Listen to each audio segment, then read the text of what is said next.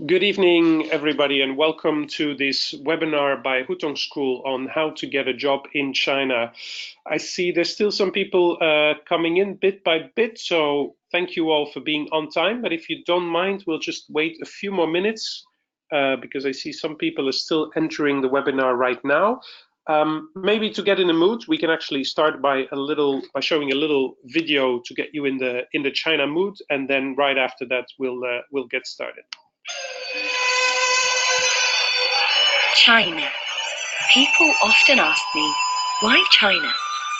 Is it because of the culture, the people, and the way they live their lives? Or is it because of its history that goes back thousands and thousands of years? Maybe it's because of the language. Surprisingly, my answer is always the same. It's not about the old, but beautiful temples and the ancient monuments.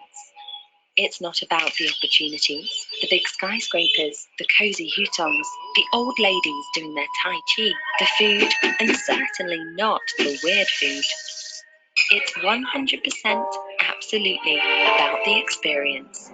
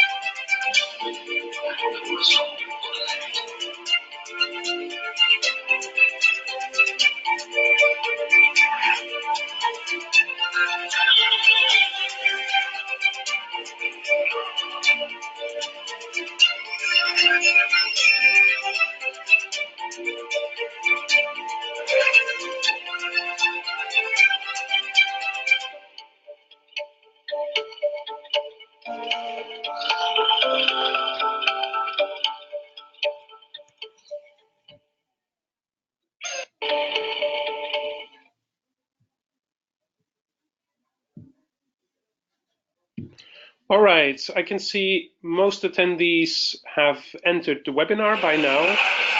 So we can actually, oh, sorry, that's probably the presentation going on again. Yeah, we'll turn that one off, that will be better. All right, so time to get started on this webinar. Welcome everybody, good evening to those of you who are listening in from Europe. A good early afternoon for those from the Americas. And maybe some of you are actually in China, then you should actually be sleeping, but have a very nice webinar in the middle of the night anyway. Today we're going to cover a number of topics. First of all, I'll share with you some basic information of China, especially for those who maybe have not been to China yet. Then some tips on how to get started. Then we're going to have a look at the job requirements as well, the kind of companies that hire foreigners in China and what kind of jobs they offer. And to wrap it up, just a few simple things about life in China. And then, of course, for those who want to hang out a little bit longer, there's still the possibility to ask some questions at the very end. All right, before we get started with the presentation, it's always interesting for me to know a little bit who's attending this kind of webinar. So I've prepared two polls to have a better idea of the audience. First one is that I would like to find out if some of you have been to China before. So here you have a few possible answers. Yes, maybe you've been here for a short tourism trip. Maybe yes, you studied here for a while. Or maybe you worked and interned in China for a while. No, but maybe hopefully you will after this webinar. That would be great if I see a lot of people answering this, of course. And finally, no, China is a scary, evil empire. Better stay home and don't go there. That's also an option, but I hope not too many people will answer that one. All right, you have a few more, half a minute left to answer the poll. I see most people have voted by now. Just give you a little bit more time for those hesitating. You can only choose one option, so I would choose, if there's several ones that are true, then choose, let's say, the most advanced one. For example, if you've been for tourism first, but then studied and then worked, then I would choose worked as being the most relevant one. All right. Most people have voted by now. Okay, I'm going to close the poll so that we can have a look at the results. Here's the results. All right, so I see about half of you have been to China and half of you have not. So in the beginning, there will be some general information on China, which may be not that relevant for those of you who've been to China already, but still very useful for those who still need to go there for a first time.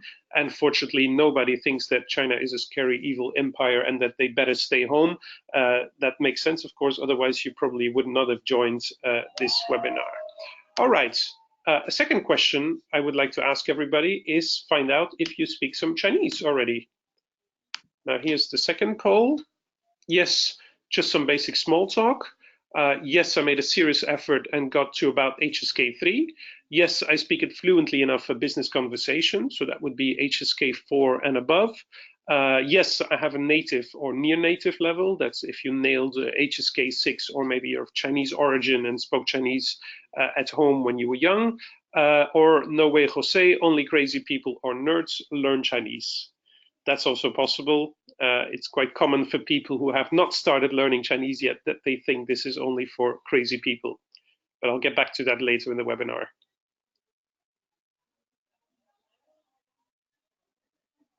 All right.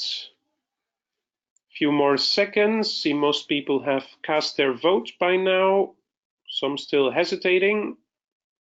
Some maybe not finding the right buttons. I'm not sure.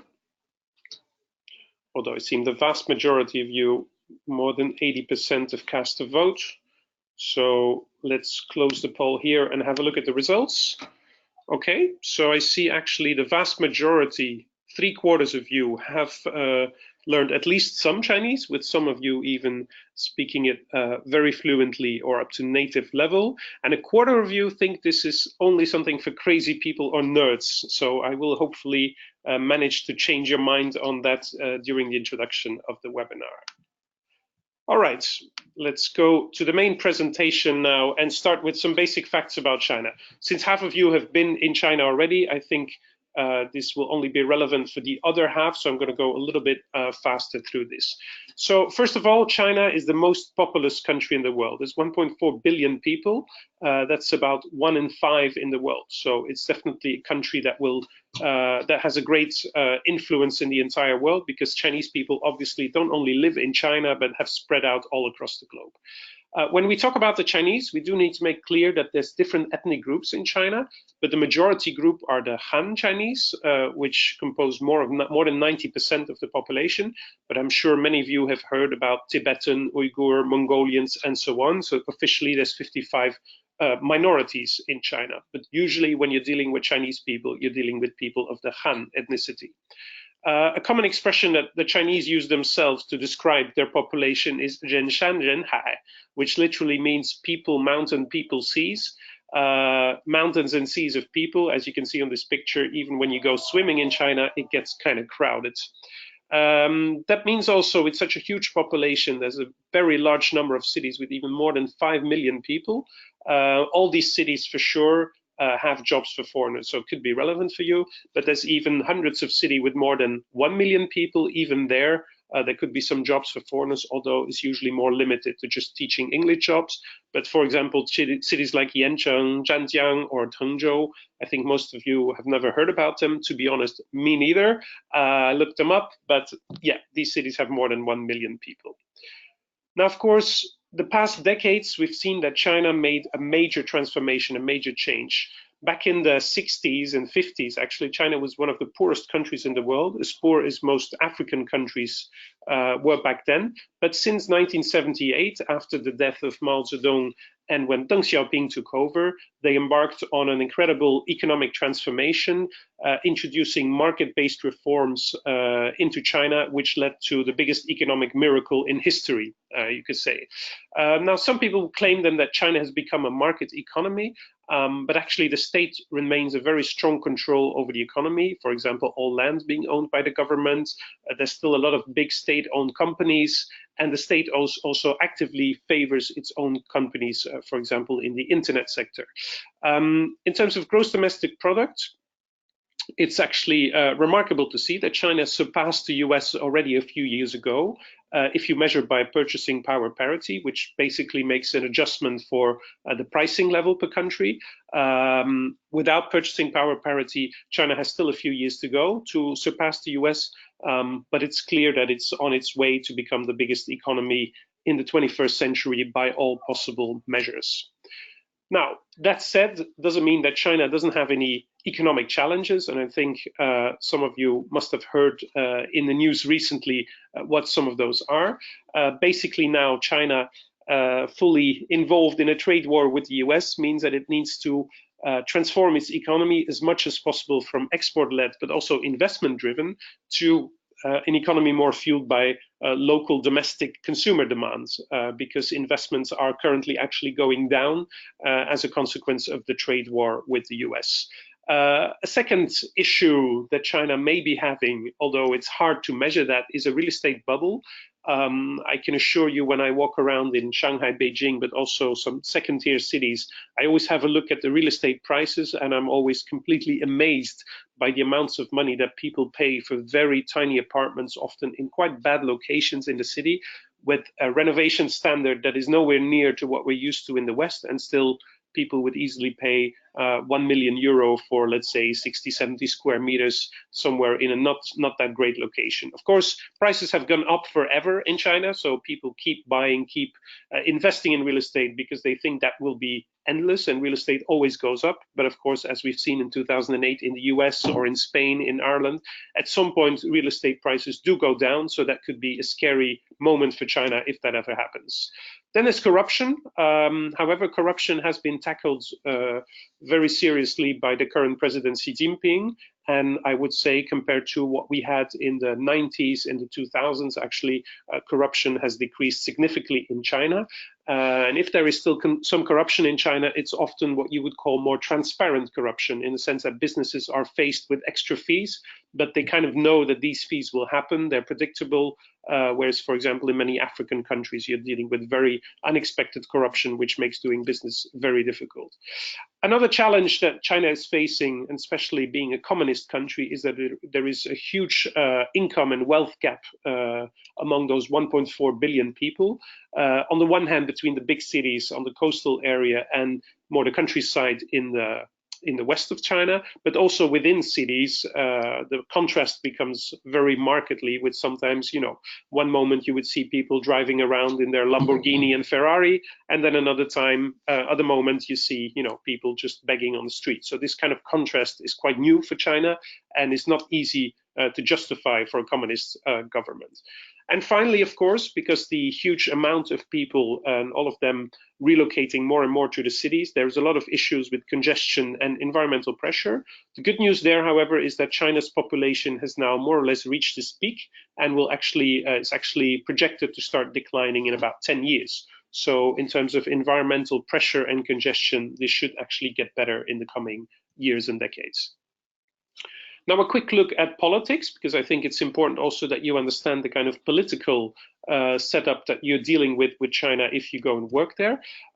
First question is, of course, all right, is China a communist country now, or is it a capitalist or socialist or Marxist? There's so many terms you could use, but I think the best word to describe actually is that China is a pragmatist country, in the sense that they have embarked on a very unique combination of being by name a communist state, with one party, the Communist Party, having all the power, but that combined with a market economy, which is something that, for example, the USSR failed back in the days, who stuck to the planned economy, which was very inefficient and led eventually to the collapse of the USSR. So in China, they call it themselves a combination of market economy, socialism with Chinese characteristics. These Chinese characteristics, what that means is very flexible, but it's basically an expression of the Chinese will and the idea that they now need to build their own system, and that they don't need to simply copy what exists in the West, but they need to try and see what works for them, which I think in general could be said to be a wise approach. So the Communist Party has a monopoly on power. There are a few other official political parties who are consulted on various issues, but who actually do not have any real power. It has evolved a lot, however, since 1949, when the People's Republic of China was created. Some of you maybe heard the 1st of October that China celebrated also its 70th anniversary of the People's Republic. In the early decades, of course, China was still ruled by Mao, so that meant that it was a very totalitarian regime, but one person being a dictator. This has evolved over the past decades, where there is more intra-party democracy, meaning there are different factions within the Communist Party that have different views on how China should evolve. But of course, now in recent years, we've seen the rise of Xi Jinping, who some people think may become a new Mao. Personally, but that's of course a personal opinion, very hard to predict. I think actually evolving into a kind of a Mao figure is quite unlikely, because Xi Jinping does seem very much committed to keeping China connected to the world economy and further implementing reforms and opening up and improving trade relations with all countries across the world. So becoming a Mao with a sort of isolationist revolutionary regime, I don't think is very likely, but it's obvious that in the coming years also we don't need to expect any big democratic reforms in China. So that remains to be seen. I think maybe Xi Jinping, a better comparison than to Mao is maybe actually to Putin, who has been ruling Russia for 2 decades by now, with a very steady hand, providing extreme stability to the country, which is actually appreciated by the people, but obviously with very little room for democratic movements within the country. Okay, now a few words now to wrap up before we actually go to the job hunting about Chinese language. I remember about half of you have not studied any Chinese and thought that was something for crazy people and nerds. Oh, sorry, not half, 1/4 of you. Well, an important thing to say, first of all, that if you learn Chinese, the standard language is Mandarin Chinese. So people often get a little bit confused because there's also other Chinese languages, such as Shanghainese, Cantonese is the most famous one, who are often mutually unintelligible. So people, also native speakers of Mandarin, would not be able to understand Cantonese. But when you are working in China, the only, I would say, the main language that will be used at work will be Mandarin, except for Guangdong province, cities like Hong Kong, Shenzhen. Their Cantonese is, of course, very important, but Chinese people would be very happy already if you manage to speak Mandarin properly. In terms of script, China has one single script for the entire country, so that, of course, does make it convenient. So even though people can pronounce it in different ways, they write Chinese in one and single way, except for the areas that have formerly not been under control of the Communist Party, namely Taiwan, Hong Kong, and Macau. Now, if you have an ambition to actually read newspapers and, for example, contracts at work also, then I would say an estimate of about 2,500 characters is what you need to learn to actually get there. Now, for those of you who haven't studied Chinese, people think often it's the hardest language in the world to learn, but actually in terms of grammar, it's probably the easiest language that I've come across. So there's no conjugations of verbs, there's no cases, there's no plurals, there's no articles. So all the difficulties of Western grammar, for example, in French, in Spanish, in Russian, all of that, you don't have it in Chinese. So it's actually a very straightforward language to learn. All right, so after this quick introduction with some general information on China, we're now going to move forward with how to actually find a job in China and give you some tips on that. Before we do that, I'm just going to have a quick look in the question bar to see if there's some questions. Okay. Oh, somebody asks if I could turn up the volume a little bit. Unfortunately, at maximum volume, so I hope everybody can hear me clearly. Maybe we can do a little test. Let me see. For the attendees, actually, you would be able to raise your hand. So maybe you can all have a quick look. And if the volume is fine for you, then you can raise your hand. If the volume is not fine, then maybe you can put a question, but I'm not sure I'll be able to turn it up because it's a maximum volume here on my computer. Okay, I see actually almost all hands going up, so that should be all right then. Okay. Now let's move forward. Actually, I'm going to put on my screen as well now. I usually don't do this, but let's give this a try. See how that works. Okay, now you have a little view of who I am as well. I'm going to put it a little bit smaller, get back to the main screen. I actually can't see myself. I'm based in Paris, or actually I'm not based here, but I'm passing through Paris right now. There's some French people having a great time outside, so I hope they don't disturb the webinar too much. But other than that, it's great being here, and I'll be in China next week, so very much looking forward to that as well. All right, part two, how to find a job in China. First thing we're going to do is we're going to have a look at the job hunt pyramid. Then how to get started online, the role of recruitment agencies, getting personal connections to China, and finally the possibility of doing internships in China as a way to get closer to that first job in China. Now, first, let's have a look at the job hunting pyramids. Now, what do I mean by this? Well, basically, there's different ways that people could use or employ to find a job.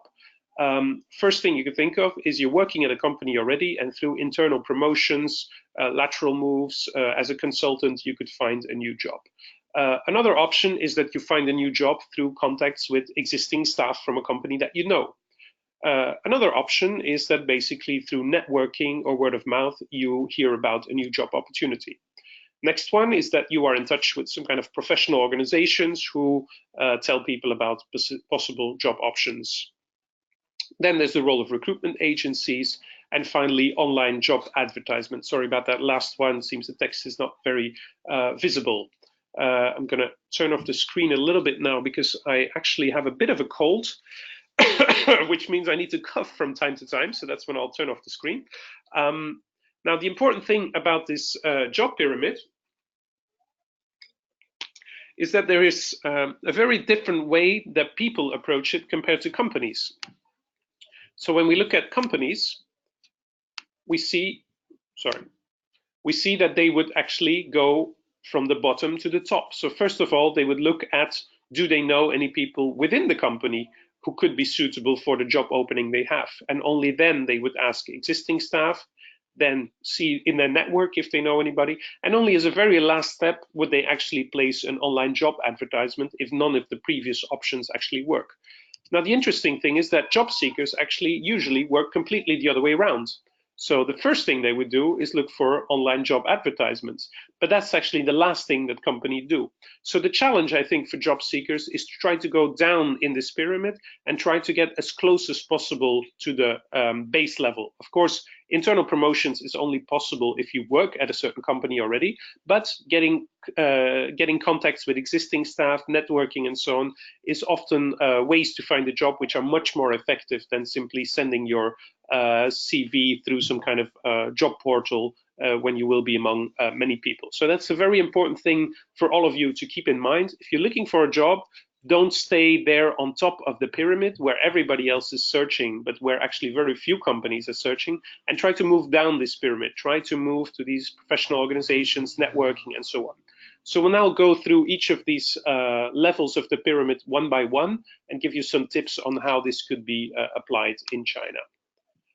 Before that, I'm going to check because I see there's a few more questions coming in.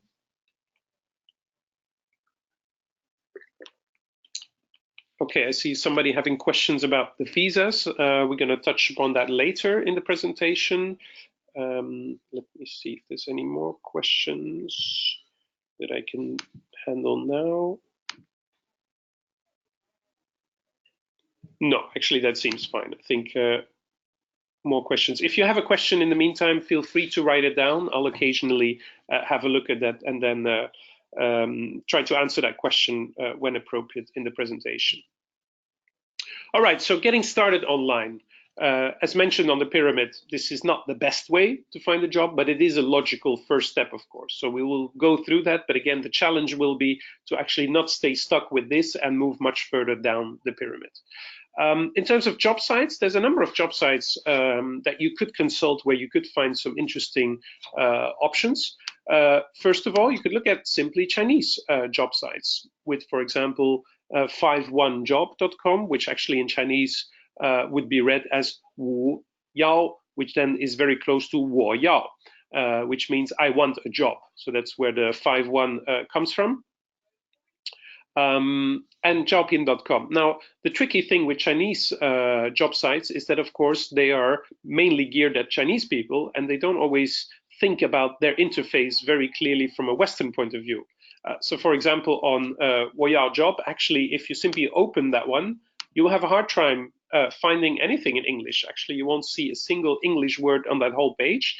You actually need to go to the top bar where you'll see this character, which means Jian, which means simple, which stands for simplified Chinese. And if you click on that one, it will open to two other options, one being Fan, which is meaning non-simplified or complex Fantizi, non-simplified Chinese, and then the last one, EN, which obviously stands for English. So as you can see, these websites, Chinese job sites, are really not made to help foreigners. That's really not their goal. The number of foreign openings compared to Chinese job offers would be so small that it's really not their main focus. Therefore, it's probably more useful to look at jobs that are, websites that are actually more explicitly aimed at foreigners. Depending on whether you know already which city you would like to visit, for example, Beijing or Shanghai, there are some cities that have very dedicated websites for those cities and then also have an employment section. For example, the Beijinger has some classifieds with employment, and also Smart Shanghai actually has a dedicated job section.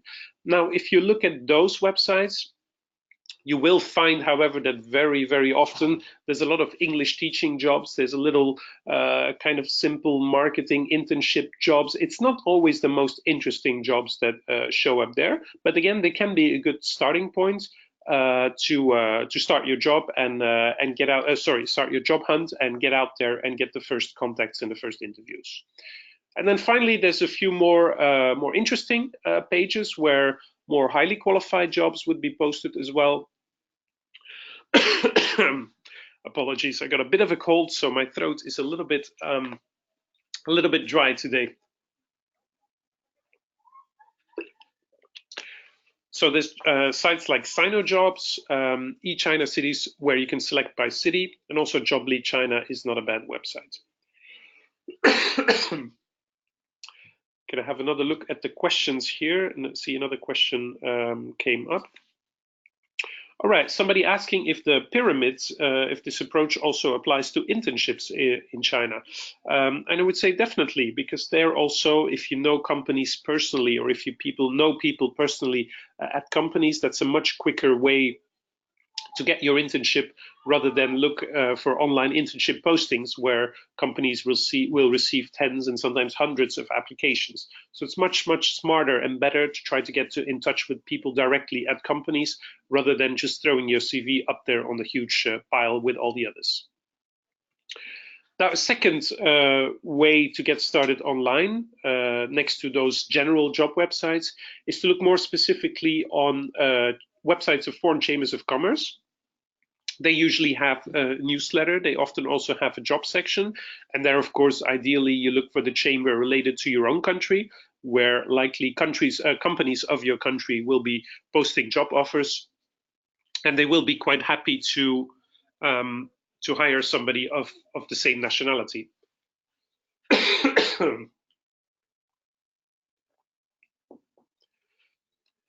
Then the next option is looking at websites of multinational companies. Not necessarily huge, big multinationals. I would say also SMEs with an international reach usually have their own job section. Of course, this requires that you've done some research already and that you have an idea what companies are active in your sector, in your field of interest in China, and get in touch with them directly. When you do so, it's always a good idea to try to bypass HR. Of course, HR would not like to hear that, but often when CVs end up with HR directly, they sort of all put them together and keep them for future reference. Whereas if you send a spontaneous application to somebody who could be your potential boss, then this shows already a very proactive attitude, and this is often much appreciated. And sometimes vacancies are created based on a profile as well, or companies had not thought yet about creating a certain position. But if you make the case that you would be a very valuable asset to a certain company, then they may actually create a position just for you. So don't be too shy. A spontaneous application never hurts. The worst answer you can get is no, or actually no answer, but at least you tried. It doesn't hurt. And then, of course, there is WeChat. I should have put in another poll actually to ask how many of you are on WeChat, but I'm assuming that the vast majority of you, since you are learning Chinese already, have probably heard about WeChat, and those of you who've been to China for sure must be on WeChat already. Now, WeChat, to put it short, is the key communication tool in China. More than 1 billion people have an account on WeChat, which basically means almost every Chinese. And there you have lots of relevant groups that could be very interesting to get in touch with people very directly who could offer you some opportunities to get a job.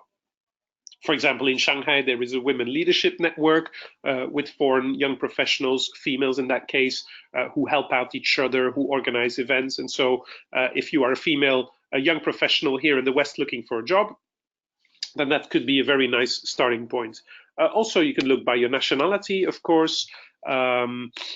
If you're French or Spanish or any other nationality, there are some specific groups out there as well. Or you could also search by job field. So you will find a lot of potential groups there that could help you getting those first connections that you need to get to land this first job.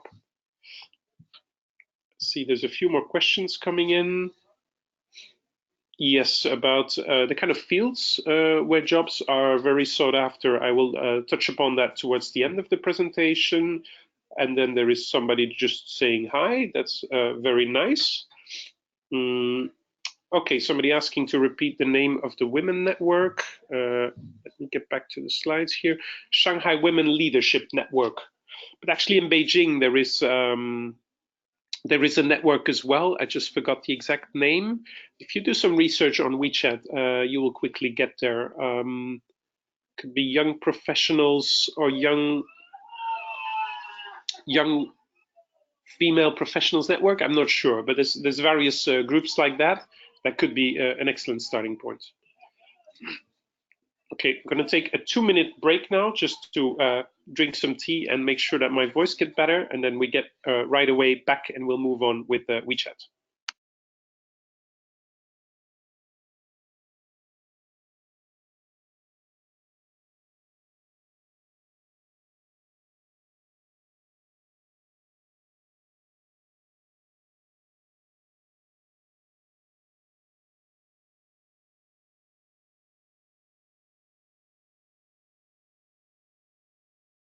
All right, had some tea. I hope it's a little bit better now, so let's move on. So WeChat, as I mentioned, pretty much used by every single Chinese person. Used for everything also. People pay bills with it, they order taxi, they make their doctor appointment, they check their investments, they really do everything on WeChat. And so if you plan to look for a job in China, but you're not on WeChat, that kind of doesn't make sense. So for those of you who haven't downloaded the app yet, that's the first thing you should do after this presentation to make sure that at least virtually speaking, you are in China. Now on WeChat, there's lots of specific job hunting groups. So if you search for combinations there, for example, Beijing IT jobs or Shanghai sales jobs and so on, you will find groups that actually have or that gather this kind of job opportunities right there on WeChat. You can also follow companies there because, well, newsletters, companies still have newsletters, but in China, more and more everything works through WeChat. So when communications is sent out about new job offers, that's likely to go through WeChat rather than an email newsletter. Email is a little bit 20th century. In China, WeChat is the kind of main communication tool, also professionally speaking. Same for the chambers of commerce. You can follow their newsletter, but it's actually much better to be on their WeChat accounts. Of course, one thing you need to be careful about, and that's in general, I would say not just in China, but pretty much anywhere, there are, of course, always some kind of scams out there. So if you come across job postings with salaries that seem too good to be true and that have a kind of a weird way of organizing recruitment process, that don't give you too many details about the kind of job you would be doing in China, that remain very vague on all these kind of things, then be careful, because there are actual scams around there also that try to lure people to China, but then actually don't have real jobs to offer. Going to see there's quite a lot of questions coming in, so I'm going to go through them. Okay, specific jobs, WeChat job site name. I mean, basically, if you just open WeChat and you put in the search function anything, for example, the one I mentioned there, IT jobs in Hangzhou, you will come across several groups. Of course, it depends on what you are specifically looking for. And I think that's a key thing for you to know as well. What kind of sector do you actually want to work in China? What kind of city do you want to work? It makes your search a lot easier if you've sort of nailed it down for yourself precisely what it is that you're looking for.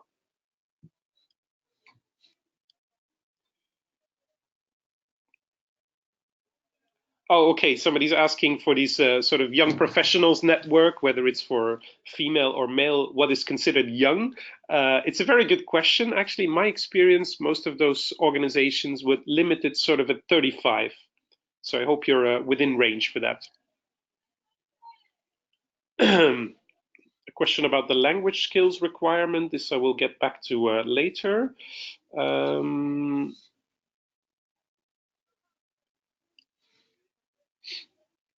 Yes, a very relevant question about WeChat. So downloading in Europe now has become a lot more difficult. This is a very recent thing that I've heard about as well. Of course, I haven't faced that issue myself, but you may indeed need help from somebody in China to actually get signed into WeChat.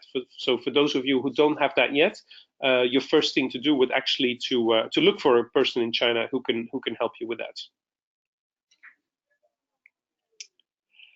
Okay, a very interesting tip from somebody advising me to eat some pears, because that would be very good for my throat, according to Chinese medicine. Thank you very much, Gao Jingli or Jingli. I'm not sure how to pronounce your name. Unfortunately, I do not have any pears here right now, but I'm trying with some Chinese tea, and that seems to help a little bit as well. But thanks very much for your concern. See if there's a few more questions here. Okay, question about VPN. So to use WeChat in China, you definitely do not need a VPN, because the whole of China is using WeChat. Where you do need a VPN in China is if you want to access Western social media. So for example, Twitter, Facebook, also YouTube, these channels are not accessible in China without a VPN connection. So there is definitely recommended to install a VPN on your phone or on your computer before you go to China, so that you can have access to all the Western social media.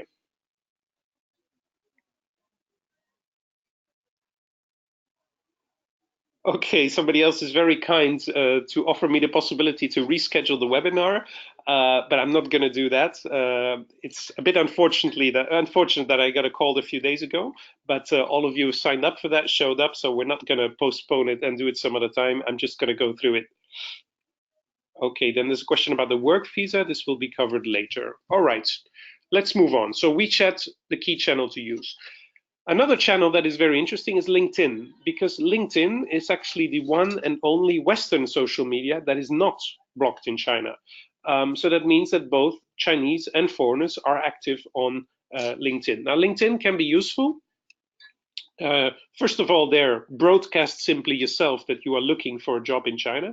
I think in general, that's a very important mindset to have, is that, well, if finding this job in China is what you want, then you need to use all possible ways to make that clear, not just to yourself, but also to people around you. So simply putting that on your LinkedIn profile, if people come across your profile by accident, or people that you've been in touch with before but maybe forgot about see this, then who knows, maybe they have some tips, you know. So if this is what you really want, then don't be shy about making it clear on your own profile.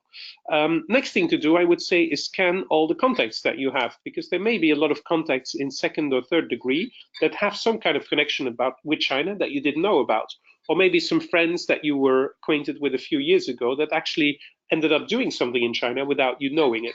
So that's the first thing you can do. Through a search function on location, you can see how many people you actually know in China in the second or third degree. What you could also consider is subscribing to the premium function. Now, it's quite an expensive function. I think it's $70 or $80 a month. I'm not sure. But LinkedIn often has these promotions where you can try it 1 month for free. And then it's definitely worth it because then you can send messages more directly to people who are not yet linked to you.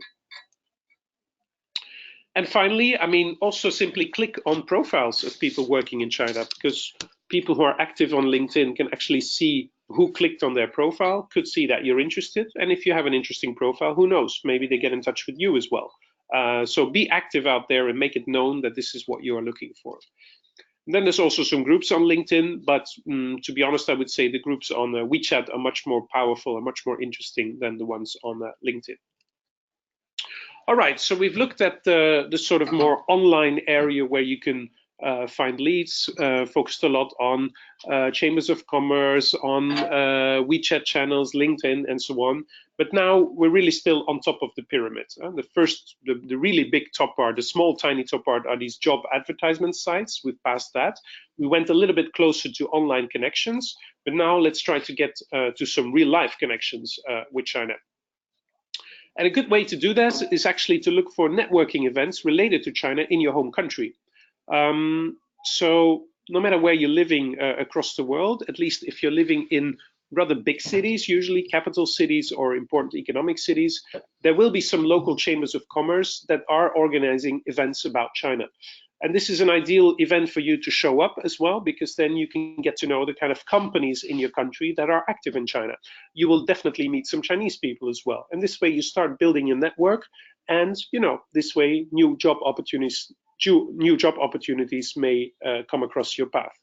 And it's also very interesting to get more first-hand information about China that may be useful also in your future job interviews, that you can show that it's not just that you want to go to China, but that you also know a lot about China already.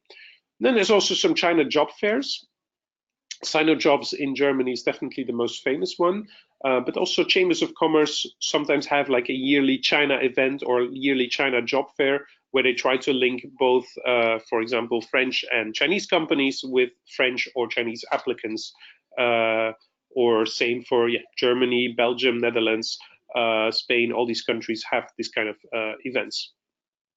And networking is, I think, a really key thing to do, which is often a little bit neglected in those of you who've studied at more theoretic academic universities, where it's a lot about acquiring knowledge and studying from the books, but in my opinion, not enough about learning through people and learning through connections and becoming a more effective professional by simply having a really big network. So this is something I think that everybody should be working on a daily basis.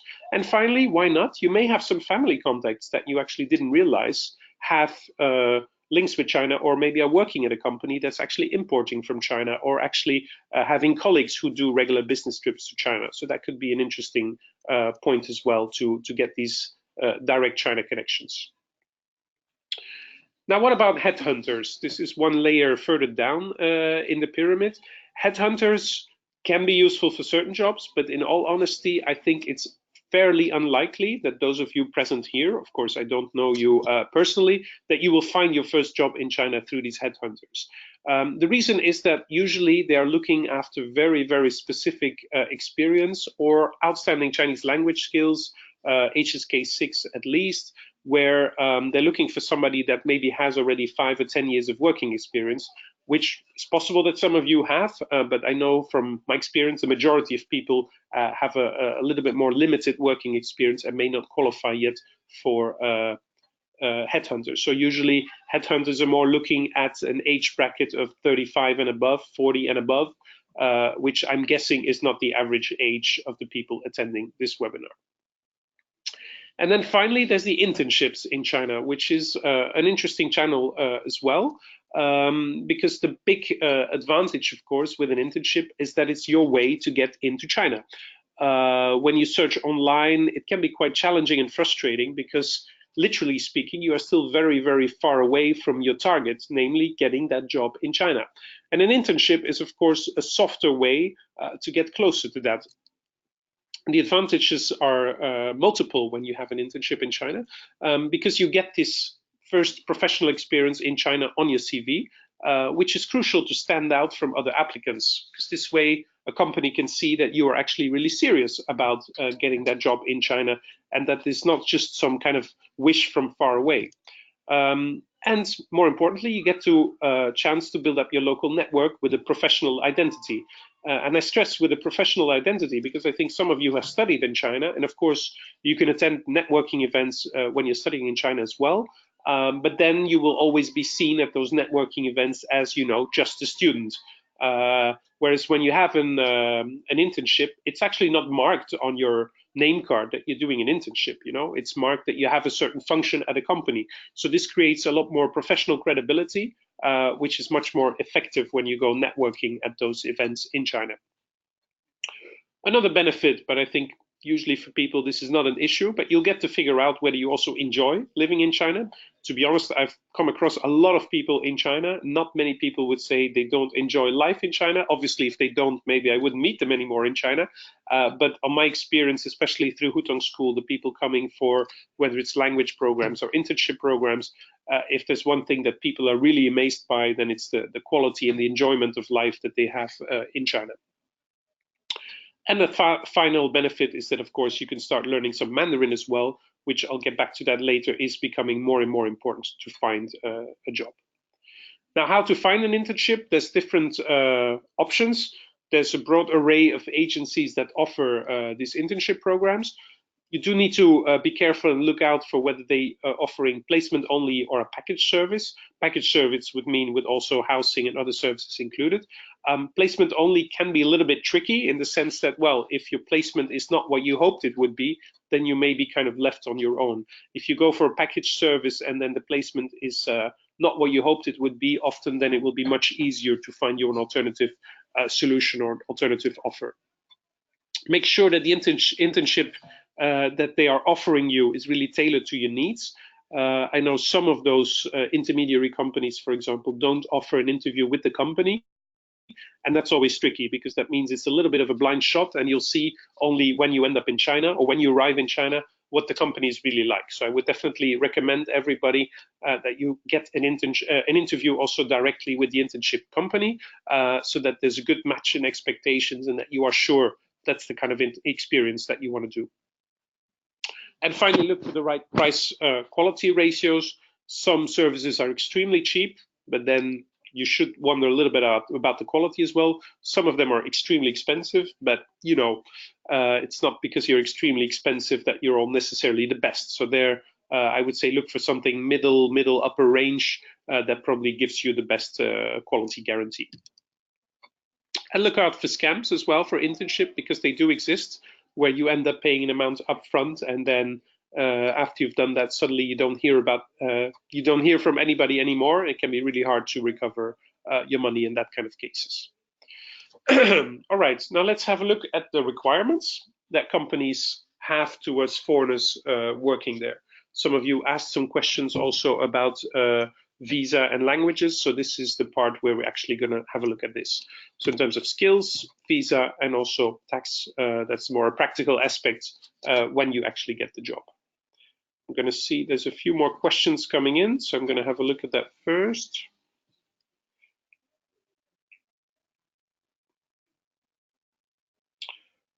Okay, somebody who contacted somebody on LinkedIn and then didn't get a reply, I would say keep on trying. You know, not everybody will reply to you right away, but the more people you contact, the more chances you have. Okay.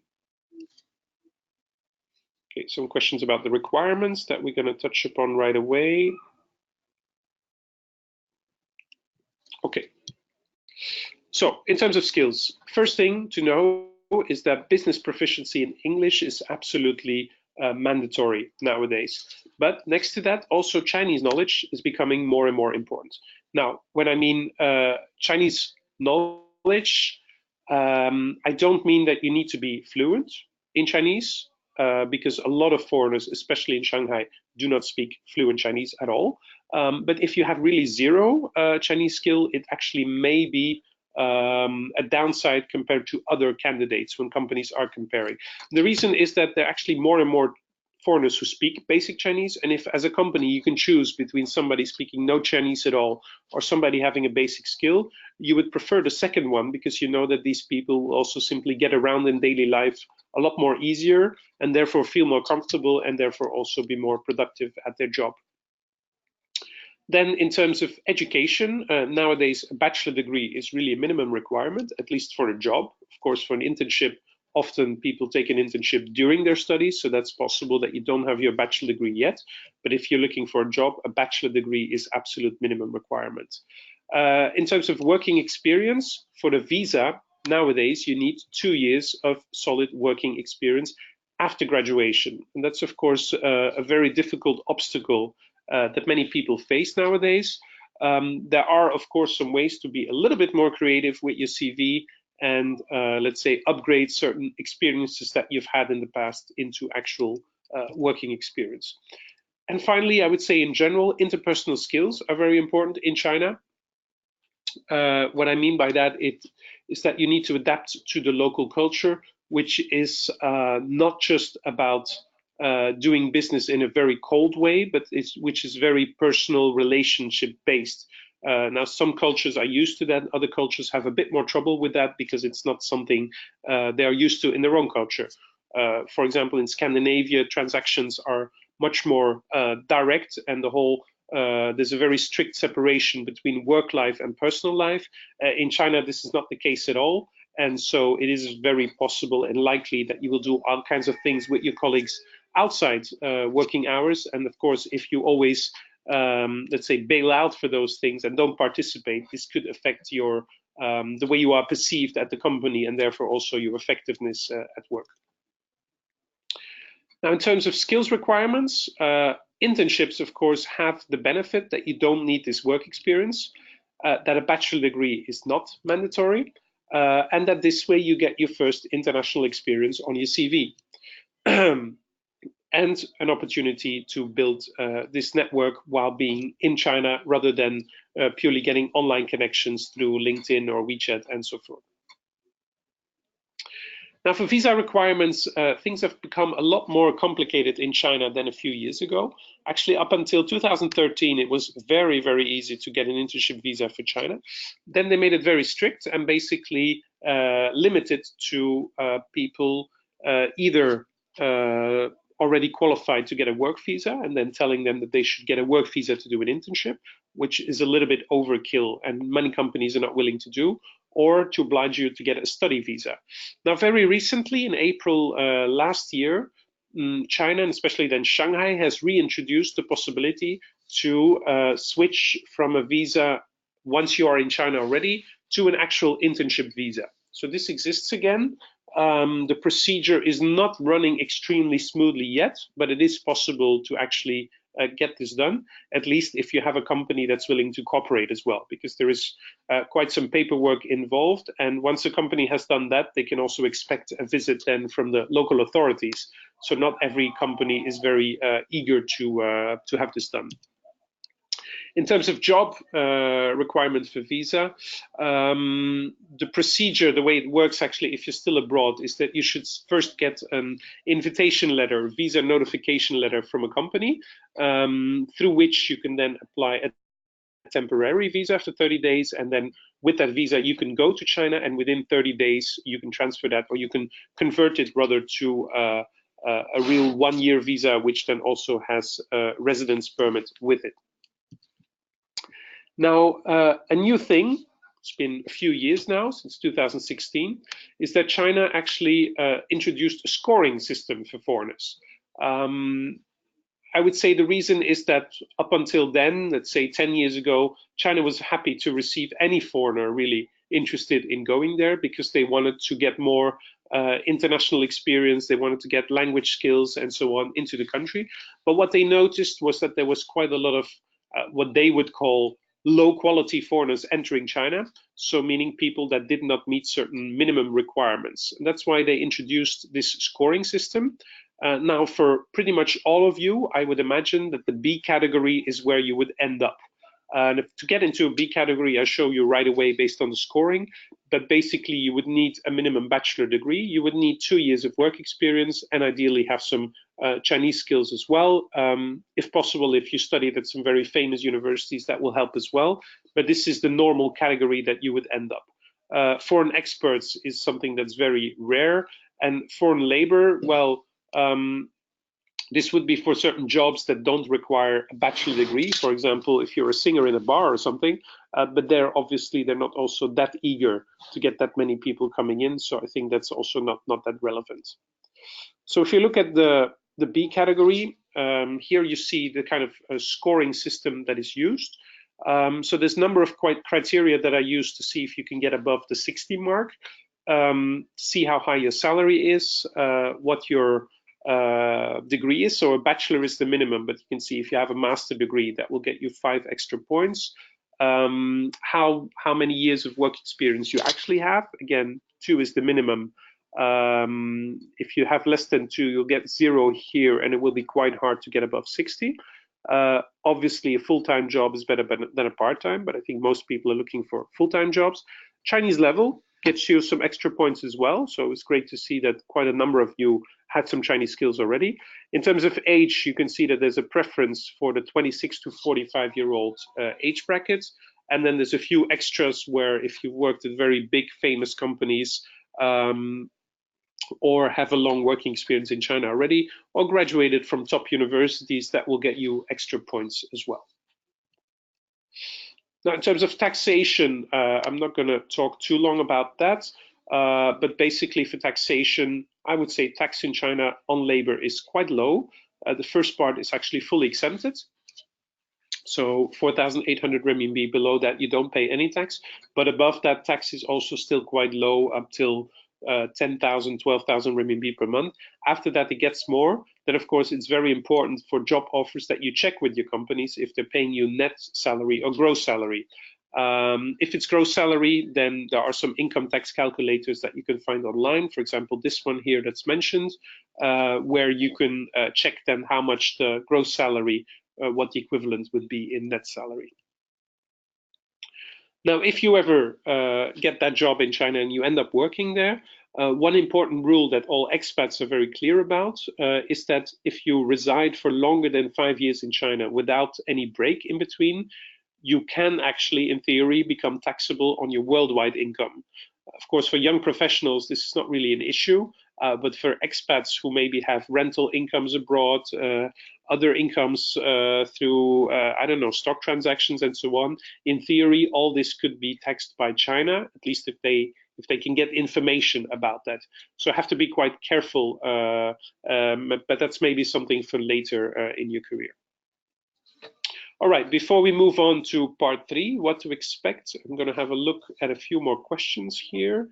Does your school have internships? Yes, that's one of the programs that Hutong School organizes. Yes, somebody asking, that's a very good question also. Starting your own company in China, is that also a possibility to get a visa? Absolutely it is. So there are some people indeed who don't meet the requirements, who don't have 2 years of work experience yet, who don't meet the 60 points. But then there is an option to start your own company, invest a certain amount of money, and get a visa based on the fact that you have your own company and that you're an investor into China. So that's possible. I know some quite young guys who did that right after university because they were very eager to start working in China, and that was the only option. They had the money available to do that. Of course, setting up a company in China, it's a little bit more complicated than simply applying for a visa, but there's lots of agencies that help you with that, so it's not something you need to do step by step by yourself. Agencies can help you with that, and then it's just a matter of getting an accountant also to make sure that you do the monthly filing of your company, and then you'll be okay, because the money you invest, you can actually pay it out to yourself as a salary. So that's definitely an option.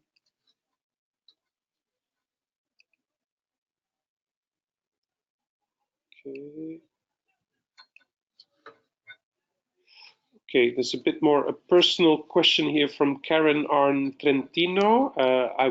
We can get we can get in touch right after this webinar. Okay, yes, the recording will be made available online, so you will be able to see it probably on YouTube. I'm not sure. I'll have to check with my colleagues, but it will be available online as well. Okay, yeah, further we touch upon later. Okay, so what can you expect now? I see it's 9 o'clock already, so I've been talking for 1 hour. I see almost everybody's still there, so I'm very happy to see that you're all very eager and interested to get that job. I'm going to go a little bit faster now to make sure I don't keep you too long either. But so a few questions on what to expect and salary expectations, which I think is an important question that everybody has in mind as well. So in terms of foreigners, how many foreigners are there right now in China? The most recent census was done in 2010, so that's been already almost 10 years. But the estimate nowadays is that there's about 1 million foreigners living across the country. You can see some of the top nationalities here. Obviously, neighboring countries like South Korea and Japan have a fair share. Other than that, it's mainly from Western countries like the US and Western Europe, but also more and more from Asian countries like India, Vietnam, Myanmar. So neighboring countries of China also have more and more people working there, which is also related to the fact that China is investing a lot in those countries and boosting trade ties. There has been a bit of a reduction over the past years, however, because there's been a number of measures that make it slightly harder for foreigners to get a job in China.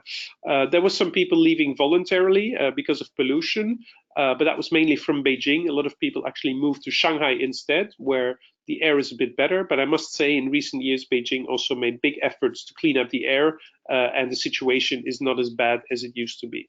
More importantly, however, is the more strict visa regulations, work visa regulations, that made it a lot harder since about 5 years ago. But okay, the requirements are quite clear. Bachelor degree and 2 years of work experience. If you match that, then in general, there's no problem and you can get actually your working visa. If you don't have this, then either you need to be a little bit more creative with your work experience, or you need to explore alternative routes, like what was mentioned, setting up your own company and then work as a consultant and be employed as a consultant by the companies that you would like to work for. Of course, other factors is that there's a lot of Chinese high quality profiles that went abroad to study that are returning to China, and they of course have excellent profiles for many of the companies there because they speak fluent English and they have international experience as well. Final point is obviously most of the companies employing foreigners are foreign funded companies, international companies. Chinese state-owned companies usually do not employ any foreigners at all, because often also they operate in rather sensitive sectors where too much foreign involvement is actually not really desired. In terms of city, well, here you can see that the most popular areas to work in China are all on the coast. This is also because that's the most developed part of China. Actually, if you look at the Chinese map, 90% of the population lives also in the east of China. So the western part is not very densely populated. Obviously, Shanghai and Beijing being the two main cities attract most foreigners, but Shenzhen is a very good third, and it's definitely on the rise with a lot going on there in IT, in e-commerce, in artificial intelligence. So there's a lot of new young foreigners going there as young professionals rather than expats. And then there's a number of other good cities that are sort of second-tier cities, but are really growing fast. Especially Hangzhou is an interesting city because it has the headquarters of Alibaba there as well, which is then a more internationalizing Chinese company that is more and more interested in having foreigners work for them, because they also expanding to foreign markets. In terms of the quality of life in China, okay, this is maybe a little bit too much in detail, but generally speaking, I think most foreigners actually have a really, really good and comfortable life in the big cities in China.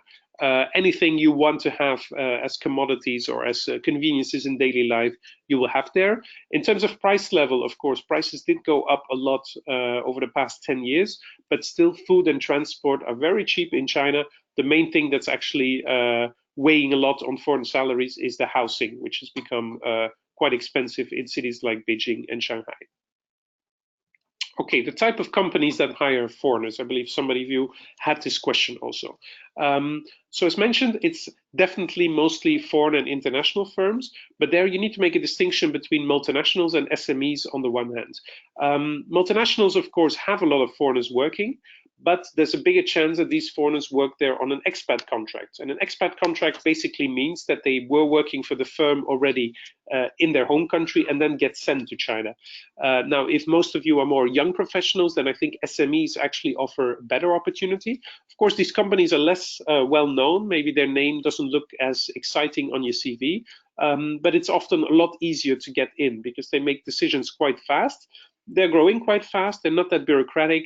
And they're very active on what we call the local foreigner market in China, so the local labor market for young professionals, rather than employing people with very expensive expat packages, which they would not be able to afford.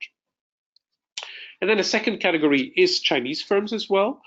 This is, of course, a new phenomenon. Up until, let's say, 5 or 10 years ago, was very rare.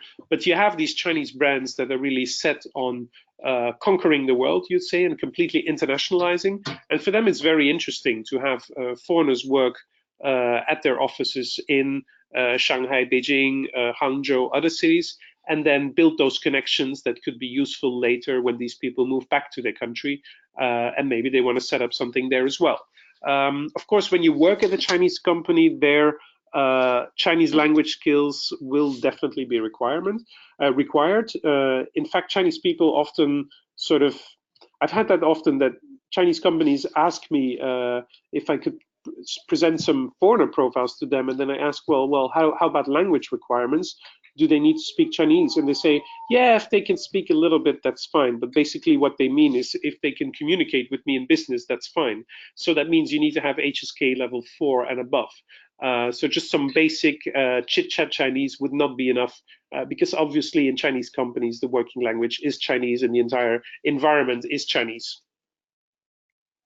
Yeah, and the last note of caution is that, of course, there are also some Chinese companies, often a little bit smaller companies, that would consider hiring a foreign face. So basically, somebody that they can have in the office, that they can have in the team to show off to other people, look, our company is internationalizing, but actually maybe you're not really doing anything that's substantial or interesting as a job. So be careful for that. They may also simply use you as an English teacher. Now, can be a good first step to move on to more interesting jobs, but be careful that you don't get stuck in a job like that. In terms of functional areas, marketing and sales is quite a popular area because a lot of companies are also targeting that 1 million foreigners living in China who obviously have, relatively speaking, on average, higher spending power than a lot of Chinese. Although nowadays in cities like Beijing and Shanghai, Chinese have become so rich that foreigners are not necessarily the richest target to look at. But also, if you have good Mandarin skills, then it's still interesting also to function in sales, because for Chinese companies, also having a foreigner sell certain items, if he speaks good Chinese, that could be a very, very interesting way to get attention. Then in areas like finance, accounting, law, there's a lot of demand for foreigners as well, because of course a lot of foreign companies invest in China and they do need advice on all these more technical issues in terms of finance, tax, legally setting up companies. So there's lots of consulting firms that will help Western companies to settle in China, and where ideally they like to work with foreigners to do the contact with the foreign companies, and obviously then have Chinese people in the background who deal with the practical implication or the practical implementation of all these issues. And then finally, IT. But I think IT is a booming sector pretty much anywhere around the world. But Chinese internet companies are, I would say, on par with American companies in Silicon Valley. They're also looking to internationalize, even though the Chinese market is huge as such. But The next step for some of them is definitely to go abroad as well. And for that, they definitely need foreigners. They definitely need foreign people who know the company and at the same time know how to do business abroad, because this is something that's very new for Chinese companies. It's not something they have any experience with or done before. So this international expansion for companies, for Chinese companies, is definitely an area where as a foreigner you could be a very interesting asset as well. Okay, now to wrap up, what's life like in China for those of you who've not been there? First of all, I would say it's a lot of fun, much more than you would expect if you just hear that China is a communist country. You may not expect that, but actually the cities in China are extremely lively. There's lots of stuff you can do, a great array of restaurants, of bars, of interesting organizations, always something to do. So that makes it a lot of fun. You meet a lot of people. It's also very safe, and I think that's a big advantage of China compared to some other countries that you may consider going. Especially also as a foreigner, I always feel very safe in China. You can walk around at night, in the middle of the night somewhere, whether there's a lot of people or not. I've never really felt unsafe or threatened in any area of the big cities in China. Of course, there's a big difference between living in Beijing, Shanghai versus second tier cities.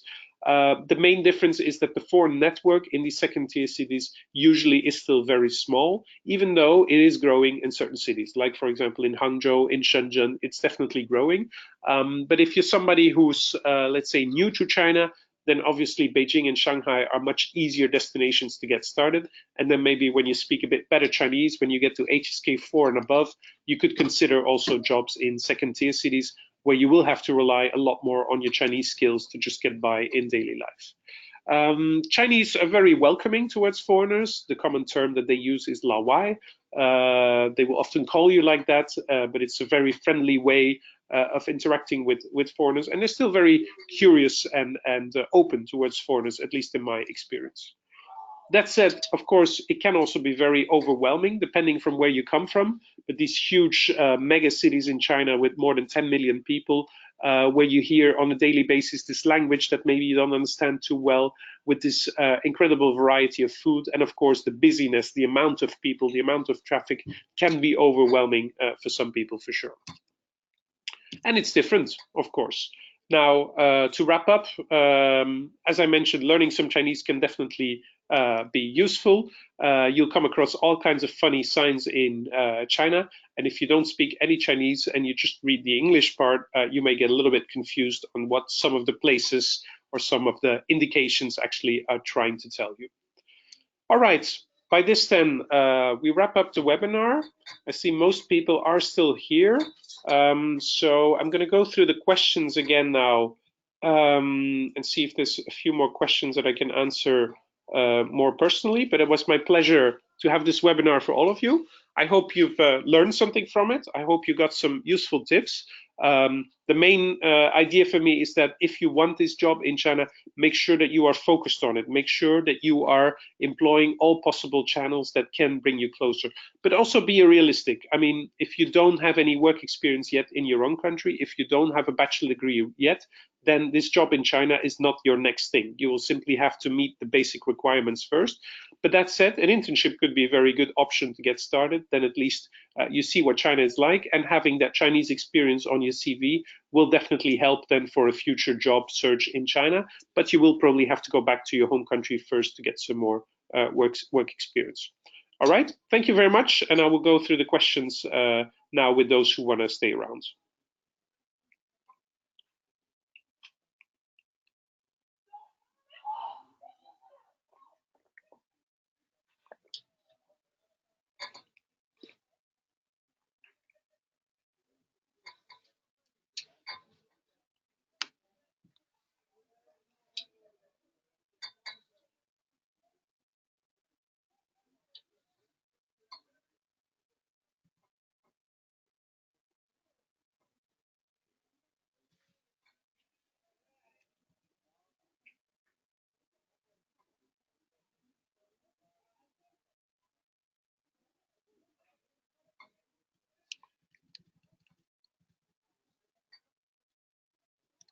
All right, I see quite a large number of you are still staying around. My throat is slightly better I hope I won't be sneezing anymore. So I'm going to put on the camera again now to have a little bit more personal talk with some people. Actually, it's possible also if you want, it's possible for me to give the mic or to hand the floor to you as well. So I would say if you have a question that you would like to ask in person or actually to the remaining audience, I would suggest that you raise your hand, and then if I see that on the list, I can actually try and give you the floor. Of course, this requires that you have your microphone, built-in microphone turned on as well, so that we can all hear your question.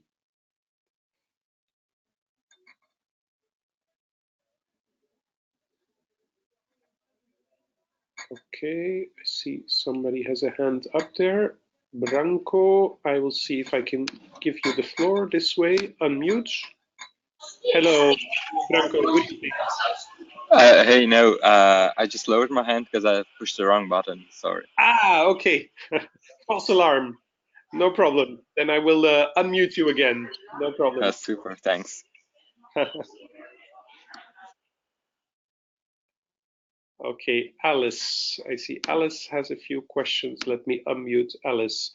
Hello, Alice. Good evening. Hi, thank you for Hi. answering.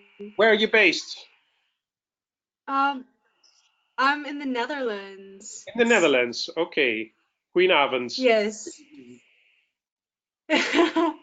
Great Dutch there. How can I help you? So, so my question is, so I'm in the first year of um college right now in international business for Asia, and Mhm. I'm specifically directing my future to China. Okay. I was just wondering, you mentioned a lot about networking, and I'm just wondering, how do you, what's your advice on introducing yourself as well as leaving with that person remembering you? Okay. So giving that good impression.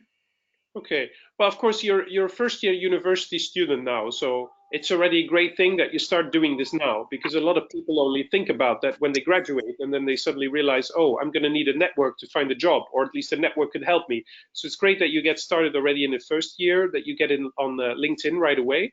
Now, in terms of introducing Yeah. yourself, depends, of course, whether it's in person or online. But the way you introduced yourself just now here, I thought was really good. Was very clear and straightforward.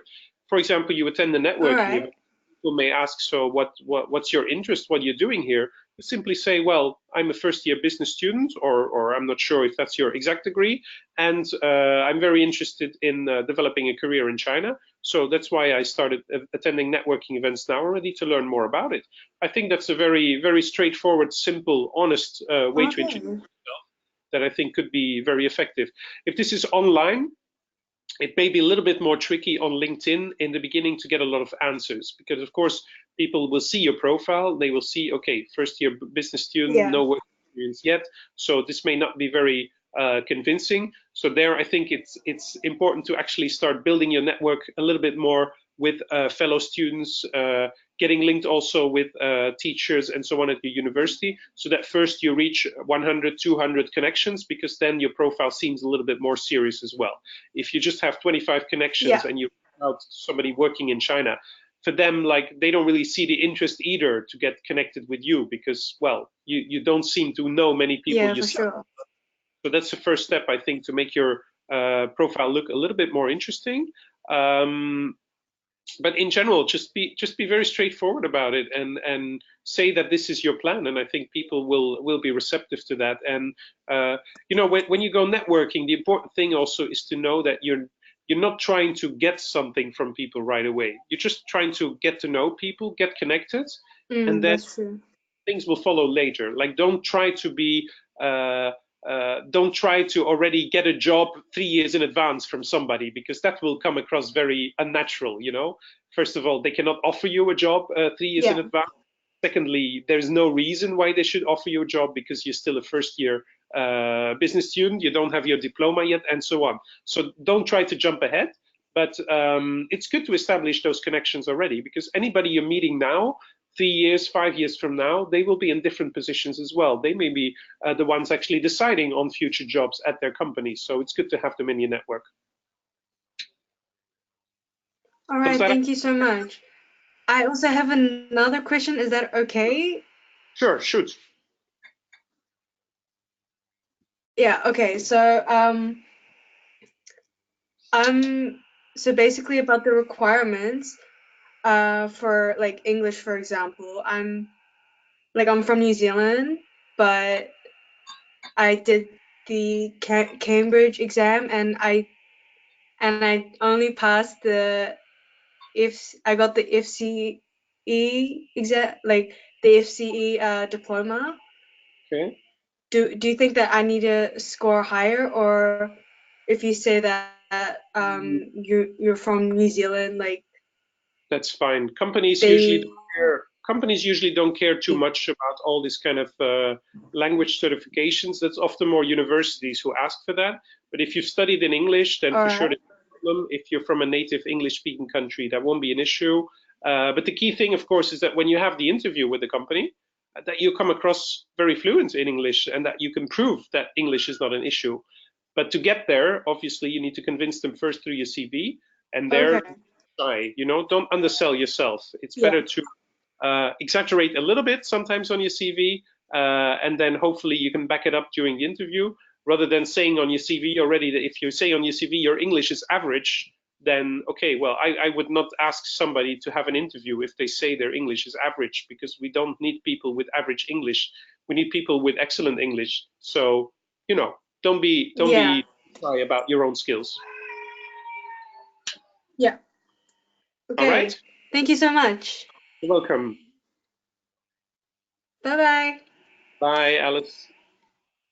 Let's see, I have a few more hands going up there. Bernard, let's give a try with Bernard. Good evening, Bernard. How can I help you? I think maybe the microphone function on your side is not enabled. Good evening, Jan. Ah, there we are. Hello, good evening, Bernard. Hello. So I did an internship in China with the Hutong school like 2 years ago. All right. And I absolutely loved Your name is familiar indeed. Yeah, I was with the 4M group. Okay.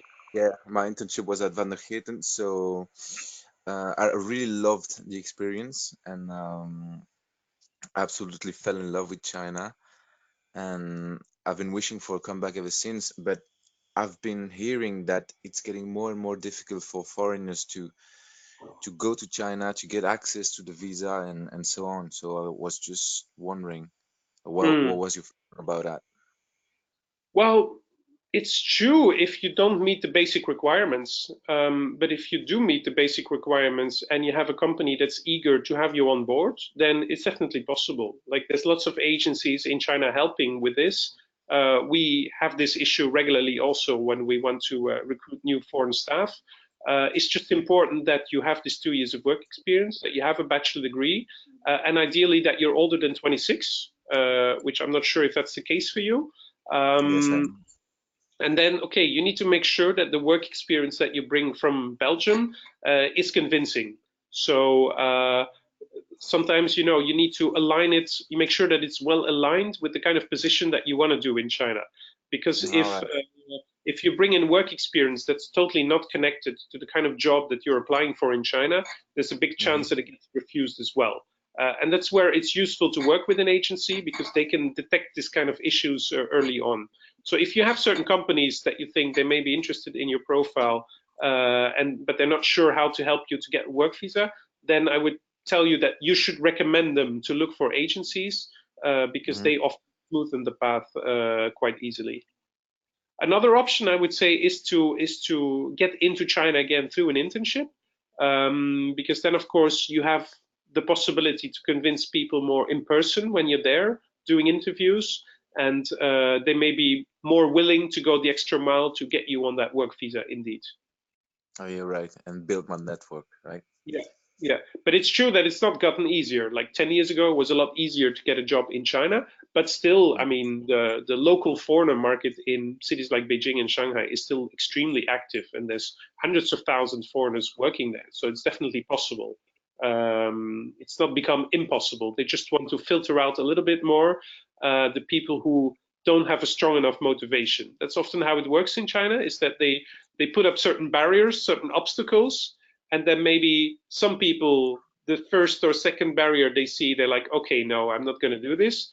And You're right. some people are willing to jump through 4 or 5 different hoops to actually get there. Then okay, that's the kind of people they want to have. So it's a bit of a test as well to see how perseverant you are to actually get this working visa. I like the sound of that.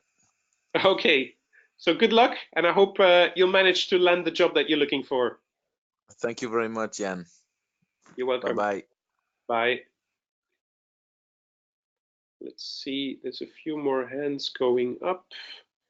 Gao Jingli. Okay, not sure if I pronounced your name correctly, but you tell me right away.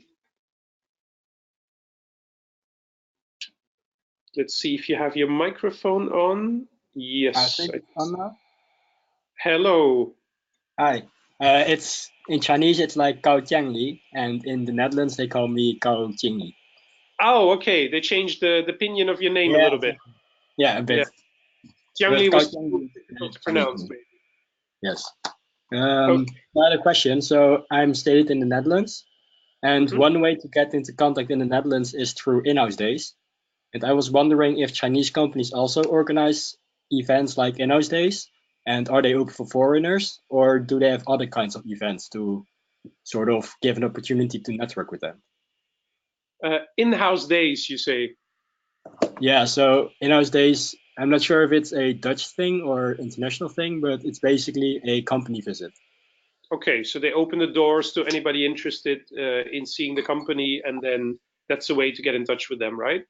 Yeah, but they select participants based on their CV and basically application. And then it's Okay. normally a group of 20 people that visits their company and they give a tour and presentation and networking events, etc.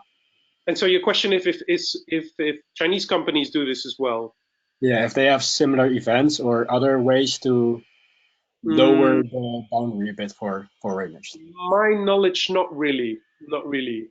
It's possible, of course, and again, the best way is to get in touch with those companies through their newsletters or WeChat account, and then if they have an event like that, that you know about it. Um, what I've seen more is that Chinese companies often actually use foreign chambers of commerce Okay. in the countries where they're based to make these links with let's say for them then the foreign community, which is of course the local community. And I've seen quite a lot of these kind of job fairs as well that are organized just once a year. They're usually quite limited in scope, maybe only have 10 or 20 companies, but they have then actual Chinese companies looking for local recruits. And, if you speak Mandarin, which I'm not sure if you do, if you spoke Mandarin at home maybe, then Yeah. yeah, you definitely have a great profile for them to consider. Okay. And I have another question. Which cities are most popular for people that just graduated? So you mentioned Shenzhen for IT talent, for example, but are there like other cities that are booming currently for young graduates? Okay, I'm going to answer this right away. I just need to switch off the camera now and get my computer charged because I only have 3% battery left. So I need to get a bit closer to a recharging point. Okay, there we are. Sorry, could you repeat your question? Because I was desperately looking for a way to recharge my computer. Yeah, so my question was, what cities are most popular for foreign people that just graduated? Like you mentioned, Shenzhen for IT talent, but are there other cities that are more interesting for example, data analytics or consultancy in general? Well, I would say your best bet, in my opinion, is today still Shanghai, because it's the most international, and I feel also the city that's most open to a young foreign talent arriving. But other than Shanghai, if you look at second tier cities, Shenzhen, Hangzhou, I would say are the two most booming at the moment. Okay. And I also heard a lot of discussion about what is the Silicon Valley of China. Would you say it's Hangzhou or Shenzhen or even another city? Definitely more Shenzhen area. Mm-hmm. Yeah, of course. We'll have to see now if they can really live up to this name and that promise, because with the Sino-American trade war going on, let's say that the Americans are not too pleased to see the Chinese advance too quickly in everything related to artificial intelligence. And so they're making it harder and harder for Chinese companies to have access to American technology, which they still need to make all these progresses in those areas. So we have to see also with the turmoil in Hong Kong, we'll have to see how that will impact the whole area of Shenzhen, because there is a lot of hot money going around in China chasing all kinds of investments. But some of them actually, I fear, will turn out to be very speculative, with companies, making huge turnover, huge growth, but no profit. And at some point, of course, that may collapse. But it's hard to say. Like, for example, a company like Luckin Coffee, they're expanding extremely fast. They want to overtake Starbucks in China. They're on their way to do it, but they're not making money at all. So can they keep doing this? Can they keep growing like that? It's hard to say. The same with WeWork, for example, is extremely popular in China, is all over the place, all over the world, but is not making a euro, is not making a dollar. It's having huge losses. The same with Uber, that's been going on for years. Very fantastic growth story and amazing brand. Everybody knows it, but they are firing people massively because they just can't get to a profit level. So this is, of course, the thing with this Silicon Valley allure is that, it works as long as people are investing money in it, but at some point they need to get to a business model that's actually profitable. And if some companies collapse, then suddenly it can go quickly. So we'll have to see the impact of the trade war on that, because a slowing economy can be terrible for this kind of companies that are often based on very optimistic growth plans. And if they don't manage to see that growth happening, then the whole calculation that investors make actually turns out to be wrong. So then it can go very quickly. Okay. So be careful with that. Okay. Yeah. That were my questions. Thank you very much. Okay. You're welcome.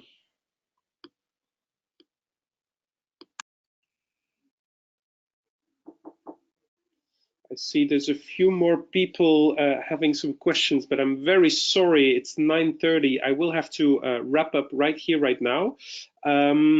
For those of you who still had some questions that I haven't answered, I would kindly like to ask you if you could send me an email to my email address, which is simply my first name dot family name at hutongschool.com, and I'll be happy to answer your questions by email in the coming days. All right, thank you very much, everybody, for joining this webinar, and I hope you learned something from it, and I hope maybe one day we will have the opportunity to meet in China. Have a nice evening, everybody. Goodbye.